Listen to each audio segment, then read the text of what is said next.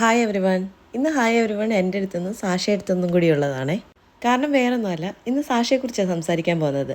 സാഷയുടെ ലൈഫിൽ ഞാനെടുത്ത ഏറ്റവും വലിയ തീരുമാനം, അതിനെക്കുറിച്ചാണ് സംസാരിക്കുന്നത്. സാഷ എനിക്ക് കൈ കിട്ടിയിട്ട് 3 വർഷമാവുന്നു. അതായത് അവന് 3 മാസം ഉള്ളപ്പോഴാണ് എൻ്റെ കയ്യിൽ കിട്ടിയത്. അവന് 3 വയസ്സാവും ഈ ഒക്ടോബറൊക്കെ ആകുമ്പോഴത്തേക്കിന്. മെയിലോ ഫീമെയിലോ ക്യാറ്റ്സ് ആയിക്കോട്ടെ, ക്യാറ്റ് പേരൻസ് ഫേസ് ചെയ്യുന്ന ഒരു കാര്യമുണ്ട്. ഇവർ ഹീറ്റ് ആയിക്കഴിഞ്ഞാൽ, അതായത് ഇവർ മെച്യൂരിറ്റി അറ്റൈൻ ചെയ്ത് കഴിഞ്ഞാൽ, ഇവർ ക്രോസ് ചെയ്യുന്നില്ല എന്നുണ്ടെങ്കിൽ, അല്ലെങ്കിൽ ക്രോസ് ചെയ്യാൻ താല്പര്യമില്ല എന്നുണ്ടെങ്കിൽ അവരെ ന്യൂട്രി ചെയ്യണോ വേണ്ടയോ, അത് മോശമാണോ, അങ്ങനെയൊക്കെയുള്ള ചിന്ത വരില്ലേ.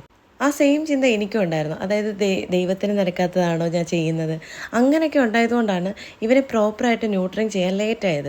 അതായത് ഇവൻ മെച്യൂരിറ്റി അറ്റൈൻ ചെയ്ത് 1 വയസ്സിൽ തന്നെ അത് അറ്റൈൻ ചെയ്തിട്ടുണ്ടായിരുന്നു. പിന്നെ 2 വയസ്സായിട്ടുണ്ടാവും അത് ന്യൂട്രിങ് ചെയ്യാനായിട്ട് ഞാൻ തീരുമാനം എടുത്തത്. 2 വട്ടം ഞാൻ ഹോസ്പിറ്റലിൽ അപ്പോയിൻമെൻറ്റ് വാങ്ങിയെങ്കിൽ പോലും ഞാൻ പോയിട്ടുണ്ടായിരുന്നില്ല. എന്തോ മഹാപാപം ചെയ്യുന്നൊരു ഫീലായിരുന്നു എനിക്കുണ്ടായിരുന്നത്.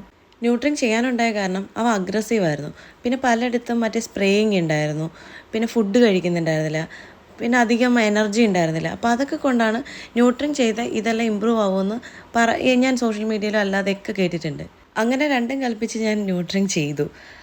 ആഫ്റ്റർ ദാറ്റ് ഒരു 1 വീക്ക് പോലും എടുത്തില്ല, ഒരു 5 ഡേയ്സ് കഴിഞ്ഞപ്പോൾ തന്നെ അവൻ പഴയതുപോലെ എനർജിയായി, ഫുഡ് കഴിക്കുന്നുണ്ട്, അങ്ങനെ സ്പ്രേയിങ് ഇല്ല.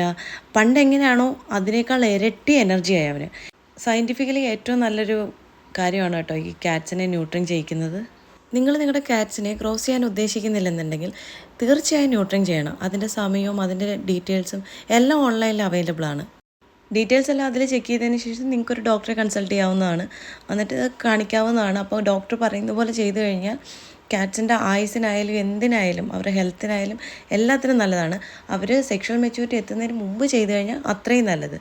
സാഷയുടെ കാര്യത്തിൽ അത് ലേറ്റായി പോയി എന്നുള്ളൊരു വിഷമം മാത്രമേ എനിക്കുള്ളൂ. അപ്പോൾ ഇത്രയേ ഉള്ളൂ. Thank you.